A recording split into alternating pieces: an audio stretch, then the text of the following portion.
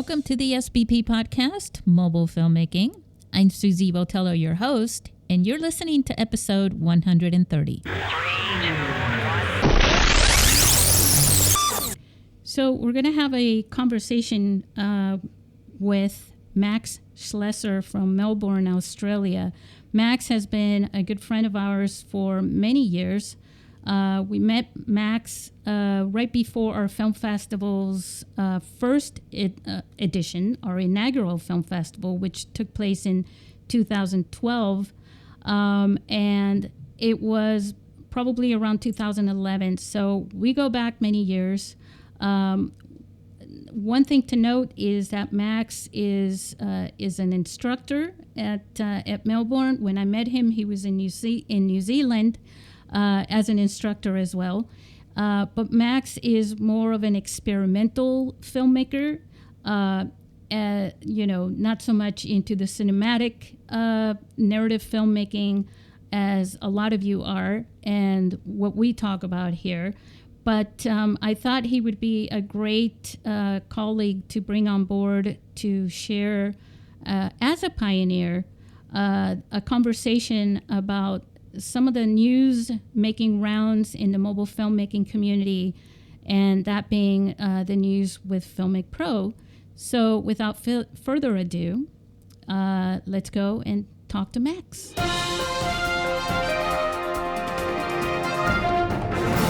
Hey everyone, all right, I'm here with Max Schleser. Max is in Melbourne, Australia. Max, how are you today?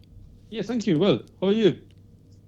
I'm doing great, in the middle of Mordor right here with the Lord of the Rings heat wave. Are you guys having a heat wave there, or are you completely into with the winter now? Spring. I think it was the first day of spring, just about to start. That's right. Well, that sounds good. Speaking of springing, let's spring right into our conversation. So we've... you and I met way back in, I think it was around 2011.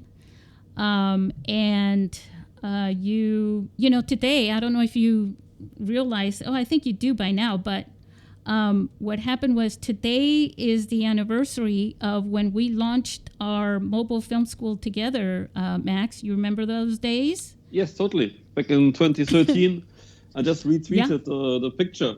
Was a great... In 2012. Yeah. We launched it in 2012, and then in 2013, it was on Valentine's weekend, in February 13th through, I think it was like the 15th. We met in person and held our kickoff masterclass. Yeah, it was great.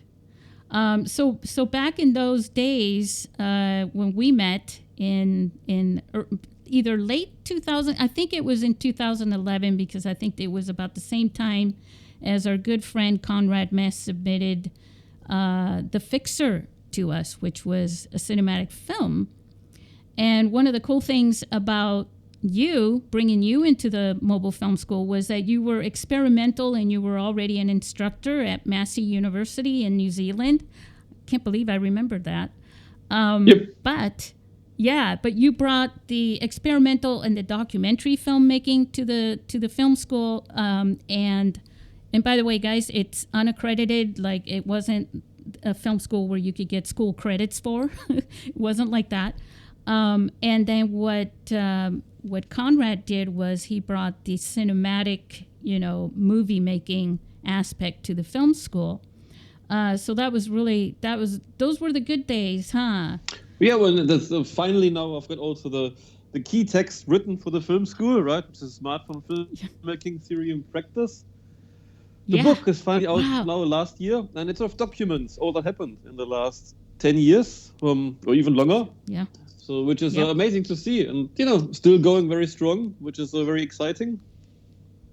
It is. It is, and there are more people. I remember you were giving a presentation in 2014, actually, when you came back. You believe that, guys? He came back. I remember you had a map, and you pinpointed all the mobile film festivals around the world, and there were like maybe 7 or 8 of them at that time. So that was very interesting.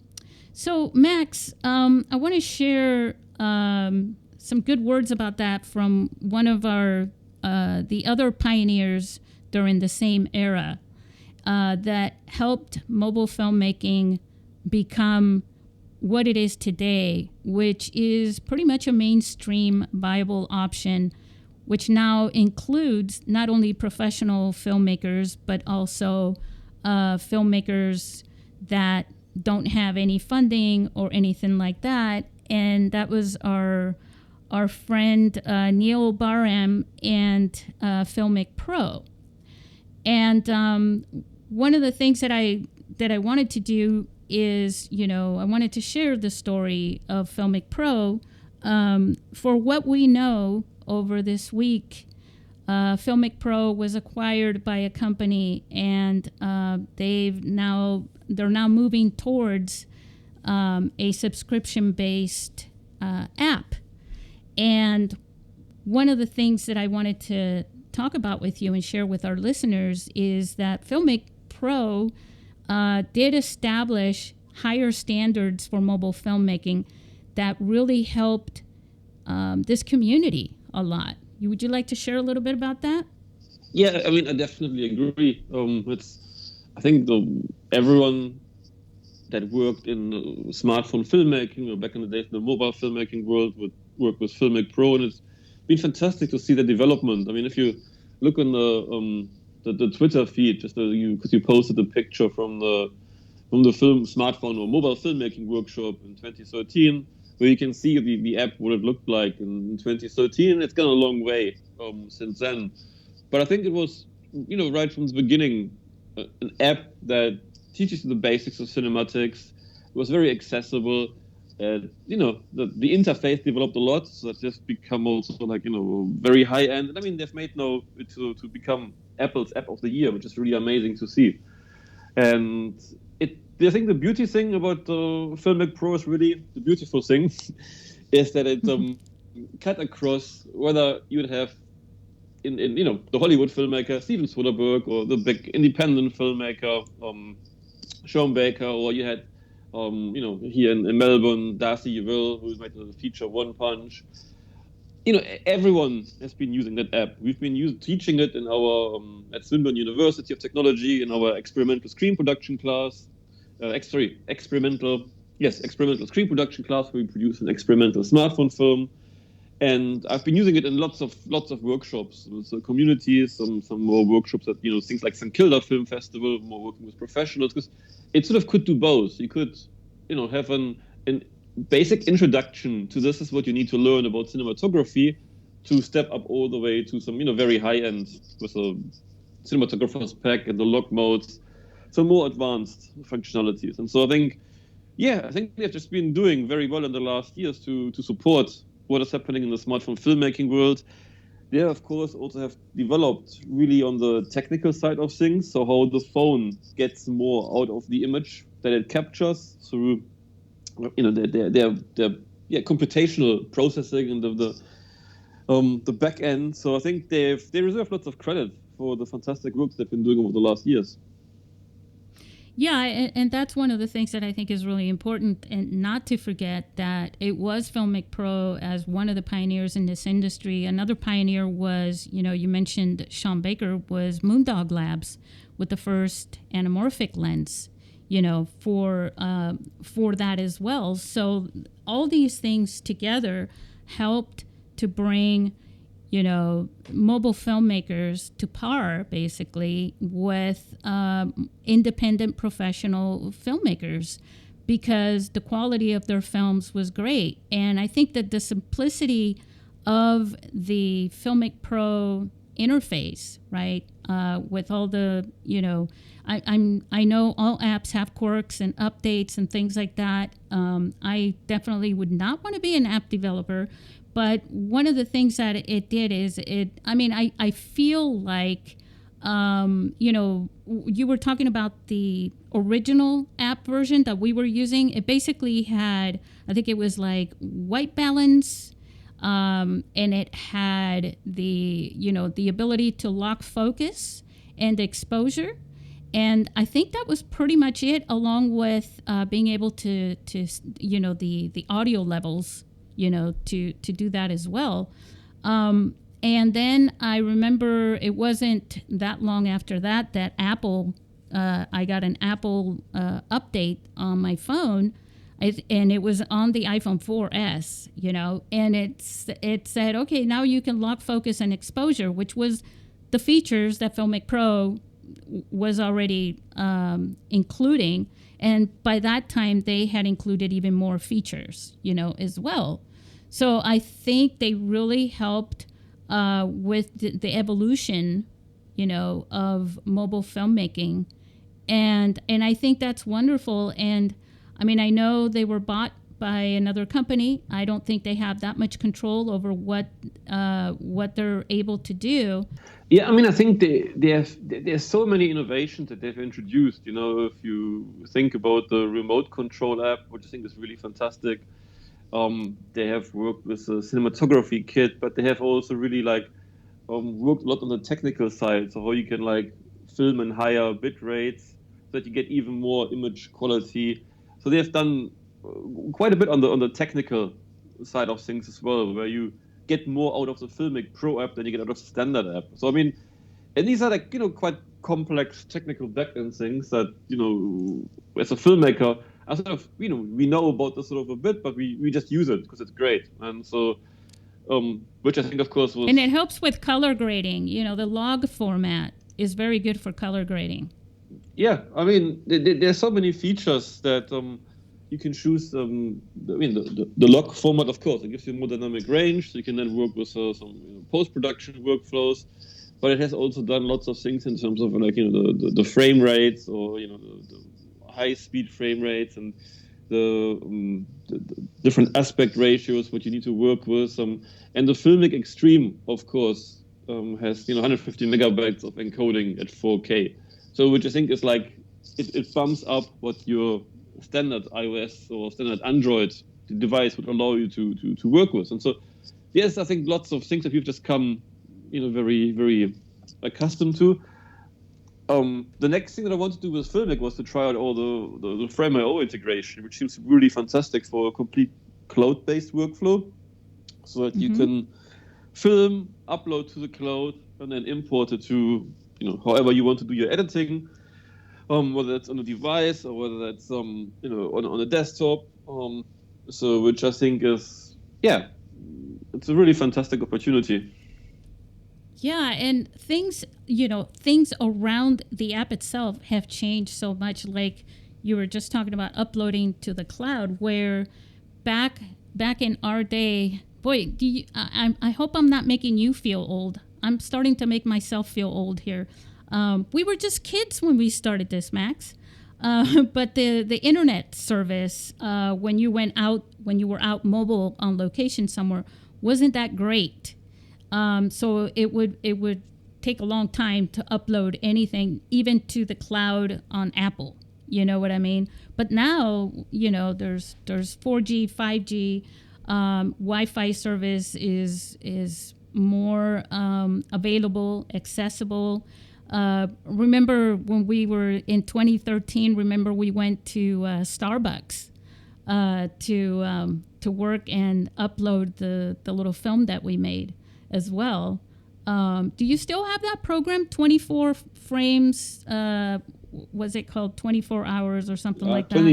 We had to stop, but it was a collaborative project, 24 frames, 24 hours. So, at some point you sort of project just stopped. The way that the film has an endpoint, and so the website is no longer online, but there's some great videos online on my YouTube channel. We've done another project with some colleagues, which is called Viewfinders.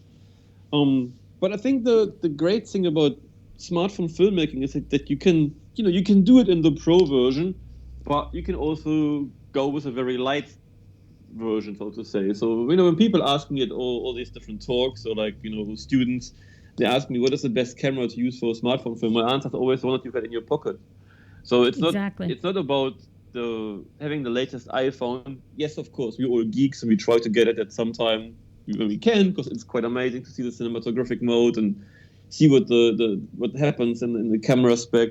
But you can also use not the latest iPhone or an Android phone, and it's a very dynamic space anyhow, because you've got like some other, Sony, which has made cameras for a long time, has done some quite nice phones now. I mean, I've started to work with the Sony Xperia quite early on, when it had like a sort of lens you could use with some Wi-Fi, with a mobile Wi-Fi. You could just hold the lens in your hand, and so I found that was like really quite interesting in a way. But I mean, this is like a very dynamic space, and of course it's always changing very swiftly, because that's part of being in that innovation space where the technology keeps pushing. And I think we will just see what happens to a lot of these smartphones, for instance, that come from Asia, that there's lots more in the AI work, in the AI world happening. So where lots of the phones will make lots of decisions for you about what is a good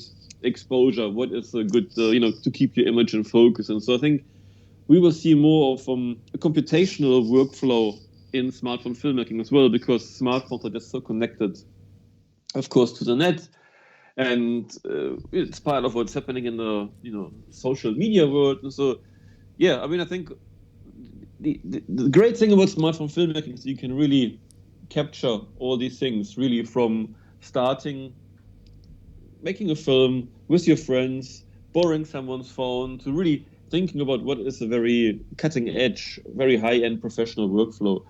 I mean, no film has to be in 4K, but if you've got the capacity to do it, and if you think about an appropriate distribution format, then of course you could do it. And so I think that's the beauty about smartphone filmmaking, that not every film has to be a smartphone film, but there's some advantages that you have with smartphones over traditional cameras. And so that sort of filters down to the same level of when you make a mobile film. It's just about a decision. What kind of gear would you need? What kind of extras? What kind of add-ons do you need? And then what kind of camera app you need for producing your project. But I think the most important part, and I'm always constantly preaching this, isn't really the apps and the gear and stuff, because sometimes you're overthinking, how you're going to make a film with your smartphone. I think the most important part is to put a really good story together that you can tell as a film, right? And shape that fully before you go out and invest on gear and apps and things like that. And then that way you have the investment. I don't think a mobile filmmaker starting out is really going to need Filmic Pro or anything like that. I think that people who come from the professional filmmaking world, I think that Filmic Pro has enabled them to make that choice and say, well, I will try it because I hear so much about this app, Filmic Pro, that I can I can test it. But they were really negative until they found out about that, right? Well, I mean, for me personally, I think is that what I quite liked about Filmic Pro, that of course at that time when it came in, they could do these things that you couldn't do with a native camera phone app, which is switch away from an automatic control and have a manual control. So I'm an experimental filmmaker, so sometimes I choose a shutter speed or I choose an ISO that is quite unconventional, but I do this for a particular reason, and I want to evoke a certain experience or emotion through the way that I use these cinematographic choices. And for me, smartphone filmmaking is about having the capacity to make a film anytime when you want to. Because if you see an image that is part of your project, you could film it, and so that could sort of become maybe not the sort of traditional script to screen format. You can go back and do some other filming and do some editing, and so it's a bit more, I think, experimental in that respect, how you come up with your story or your experience. But what I quite like, and even for documentaries, the image, the quality of the image is a little more forgiving than it is for narrative film, right? For cinematic films. Yeah, I mean, it's. I think there's not one size fits all solution. I mean, even someone like Steven Soderbergh was, criticized for his image is not being too crisp, but he of course had, heaps of post production happening. If you look at the film credits, but I think it's about understanding what the story tries to achieve and how the visuals can evoke that experience and work in sync with what you're trying to achieve. And for me, it's about like having some manual control over these, cinematographic choice that you want to do. So same way that I wouldn't have an automated editing system to edit my film. So I don't want like an automated camera system to choose my framing or my image exposure. Right. And so, there's some things when people say, oh, you can't capture low light images with a mobile phone. And I'm like, with a smartphone. I'm like, well, no, if you've got the ability to choose your ISO wisely, you just need to bring more light to the scene, and then you can do these things. So being very mobile, you just move the scene to where the light is. And so it's just about being very smart with all these different choices. Creativity. Yes. Yes. And especially, again, so for our listeners, Max comes from a very experimental filmmaking background, and you're also teaching that as well. But for people who want to make, narrative films and make serious films, listen, I just, because I know you have to go, and I want to end this on a really high note, basically, for our listeners, that we can bring some positivity to them, because I know a lot of filmmakers are quite upset. The thing is, if you're starting out, right, on mobile filmmaking, and you've been hearing a lot about, Filmic Pro, and all of this, just know there are some alternatives out there that are comparable, and because of what is happening, and some people are going to be moving away from Filmic Pro, that doesn't mean they're going to stop making movies. And I think there's going to be some companies that will come out and fill that void, basically. But on a positive note, I don't think that I want to let you know that there is a lot of hope in mobile filmmaking just with a native camera per se. That you can make some outstanding films if you play just with your native camera and experiment like Max does without even an app for right now, because you may be surprised, and you might inspire yourself if you do that, if you're willing to do that, and make some films using that, at least for now. But just know that other companies and other apps are going to come out, and they're going to come forward, and you're going to hear about them, because I will do some research, Max will do some research, and people in this industry will do research, and we will share those with you. Right, Max? Yes, I mean, the mobile filmmaking community, I think, is all about sharing and people showcasing their experiments and showcasing their ideas or asking for feedback about things. I think it's a very open community, really. And I would be surprised if not lots of people already jumped online to see what other apps are out there. I mean, there's a number of apps that we like always for workshops or for teaching my students. I recommend when they don't have the latest Android device. And so there's lots of opportunities out there, so that will enable you to make another great film. And I mean, making a film is all about practicing. And once you find the app that you like, you can sort of practice a bit more with that app, and that will then help you then before you start to decide to make a short film to go out and do that. And so I think it's it's just one of these times when people have to now do a bit more innovative approaches and look what the alternatives are. And I'm sure there will be lots of great tutorials online out there. I'm working on some already at the moment, which you will see on my Twitter or like my Instagram channel or Mina's Instagram channel very soon. So Mina is the Mobile Innovation Networking Association at Mina Mobile. So get some mini tips and tricks out there on smartphone filmmaking. And so, we will introduce more tips and tricks with all kinds of other things. So I think that's part of what can be done. Totally. Yeah, and I want to let our listeners know, I want to thank you, Max, for being on the podcast. Very short notice. I feel like we're doing a news segment here, trying to ease our listeners and people in the community. But follow Max. It's Max Mobile on Twitter, and it's the same on Instagram, right? Yep. And then what is it on Facebook? It's just Max Schleser? Yep, that's just me. Okay. All right. Yeah. Any last words? No, just I think, make more films and submit them to all the smartphone film festivals and keep practicing, and we'll all get there. I'm sure there's like lots of people that were a bit surprised by these announcements, as we all were. But there's lots of options. We just need to look for them, and so. Yeah, and back when we started out, there wasn't even a way to, control a microphone into our phones. I remember I spent days, before I found, the iRig Pre, which was able to hook up an XLR. So just know that maybe things are not as easy because there's this set app that everybody gets and everybody knows that'll work, and then you can move on.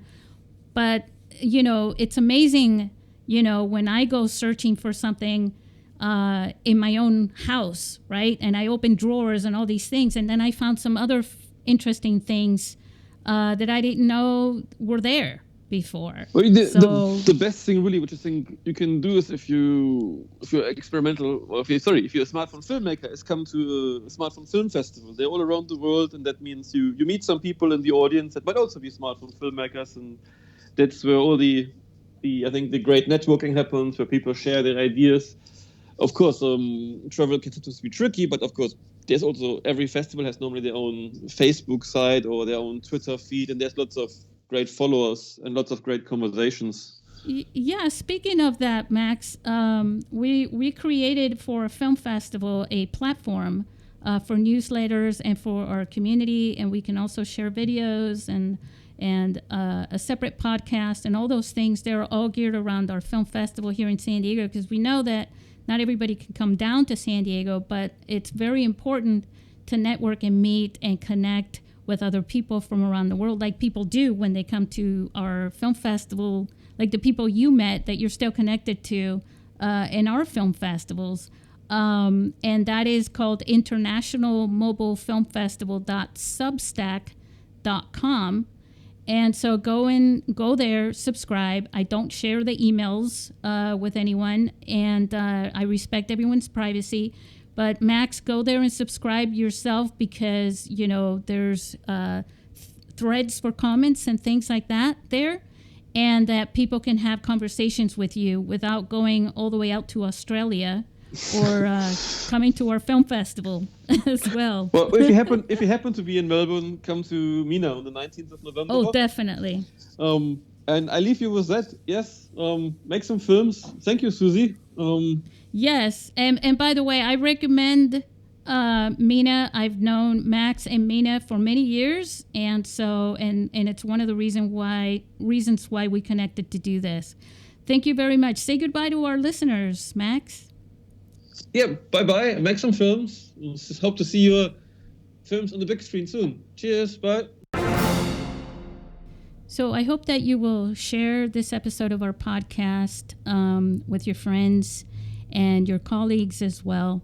And one thing to note is that, look, I know everybody's upset, as you heard in my previous episode of the podcast, 129. Mobile filmmaking has gone mainstream. In many ways, these changes do signify good things. We just have to think more positively about them, because you know what they say, when one door closes, another one opens. But sometimes it just needs to be the door of our creativity in our mind, that we go back to researching and looking for new ways to achieve our goals. But the camera that's coming out actually this month, there's going to be an Apple event coming out in just a few days, actually. And they're going to talk about the new iPhone 14 and all these things. If you have the iPhone 13, the 12, the 11, you have wonderful cameras already that you can make some great films with. And I just want to ease your pain somehow, because, you know, I love you all. You're part of this growing mobile community, and I've been doing this since 2009. and had been wanting to do this for years before that. And so what I want to share with you wholeheartely is that I feel you, and I have not been a part of the conversation online, and I've read a lot of the commentary around this, and I feel for you, especially if you're just starting out. But I don't want you to be intimidated. I want you to be inspired, because the things that are happening around mobile filmmaking are going to this isn't back in 2009, 2011, 2012.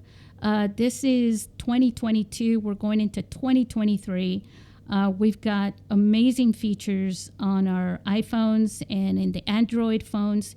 They're continuing to compete with each other, and you will see a lot of wonderful features on the phones. Concentrate on your stories, on the films that you want to make, the messages that you want to send, and don't give up on yourself. Don't give up on this industry, and don't give up on me. I'm not going anywhere. I'm here to support you. You can reach out to me anytime you want to. All right, all that being said, goodbye, listeners.